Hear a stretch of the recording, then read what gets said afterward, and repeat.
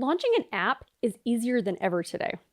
But one thing that takes still tons of time is creating amazing App Store screenshots. You can design them from scratch with tools like Figma or Canva, or if you're not a designer, you can hire someone to design these App Store screenshots, which takes a lot of money as well. And the biggest hurdle is those App Store screenshots have to look great, or someone is not going to know what your app is and completely move on past it. So in this video, I'm going to show you an awesome tool called AppLaunchpad that helps you create App Store and Google Play screenshots in just a few minutes. Let's dive right in.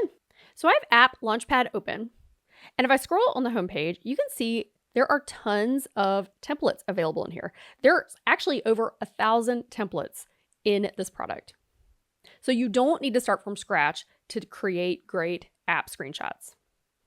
And right at the top, you can choose different device sizes. So they have iPhone, iPad, Android, and you can do a custom size if you need. Today, in this demo, I'll be doing an App Store screenshot mock-up of an iPhone. So if I scroll down, there's also some filters I can choose from. So if I need specifically a 3D device or a minimalistic device design, I can select these filters right here. Let's go back to all. And I'm just going to scroll through and look for one that I would like to customize. I like this one right here. It's pretty simple. So let's click into it. So when I click the template, it opens a project up with several mockups already set up.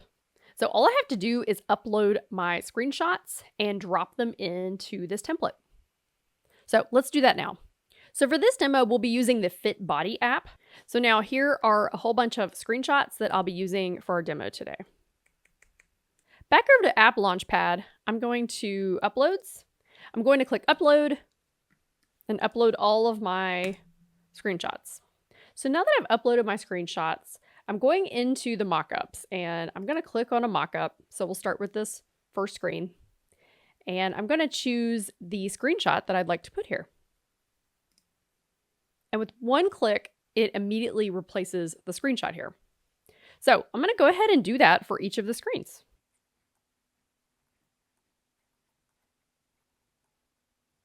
So that was really easy. It automatically replaces the screenshot in the design. So I just repeated that process for each screen until all of my images were uploaded. So at this point, I could start customizing the design a little bit. So in AppLaunchpad, there are over 10,000 graphics and elements that you can use in your screenshots, including clip art, icons, shapes, arrows, device frames, hands holding phones. So let's say I want somebody holding this device instead of just the device itself. I can scroll down here into devices and let me find a hand holding a phone. If I just click on it, it's going to drop it into our first design. And then if I click on it, I can enlarge it by just dragging the side here and move it around in my design. And so we could now use our screenshot to replace this screen. Super easy. You could also go into images and find like an app store icon. And then go into elements and add some fun arrows or some other graphics. And I can recolor things by clicking on that graphic and easily changing the colors. And let's rotate it while we're here too. And we can make it a little bigger just by dragging that edge. If you want to try AppLaunchpad for yourself, there's a discount code at the bottom of this video. Now back to the tutorial. Next, I want to customize the colors in this design.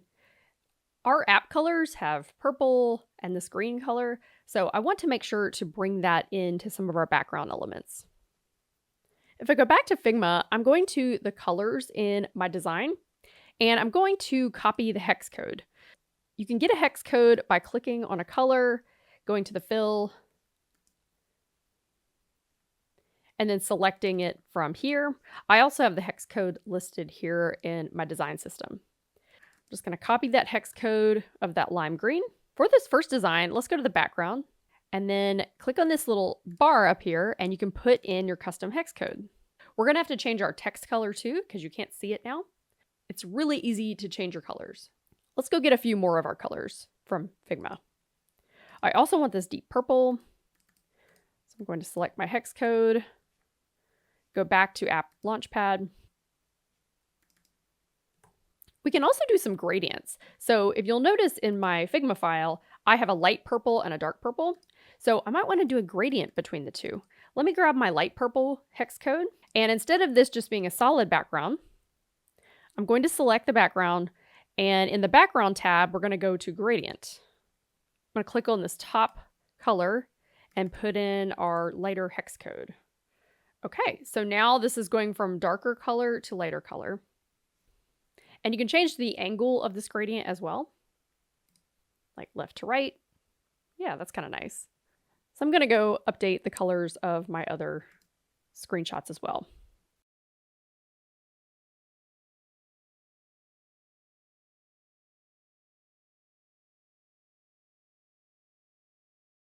Okay, next we're going to edit the text in these designs.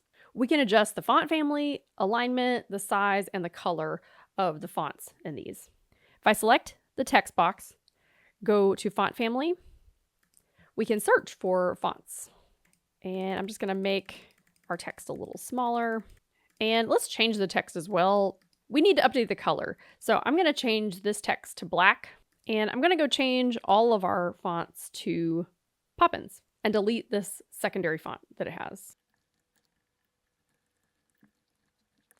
Okay, now I have updated all the fonts here.